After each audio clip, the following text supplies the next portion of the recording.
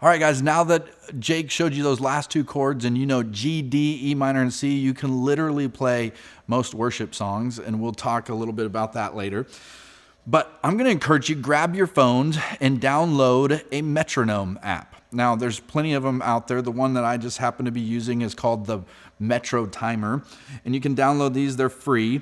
And right now, you can see there's a number at the top, and it says 70. What that means is 70 beats per minute. And what a metronome does is gives you a constant beat that never changes, and it keeps you in time. And so I'm just going to hit play, and you can hear it.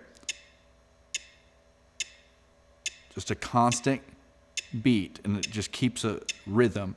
And so it's really important that you get a metronome app and begin to practice with the metronome, because a lot of times you might think you're playing in time, but the truth is you're wavering back and forth as your fingers are trying to learn what to do, and it just keeps a constant, and it's really important as you learn to play with the band.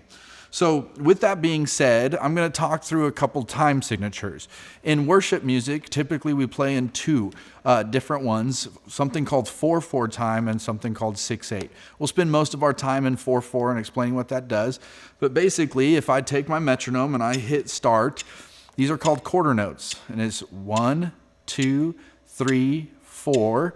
And in 4/4 time, it means it just starts back over again. So 1, 2, 3, 4, 1, 2, 3, 4.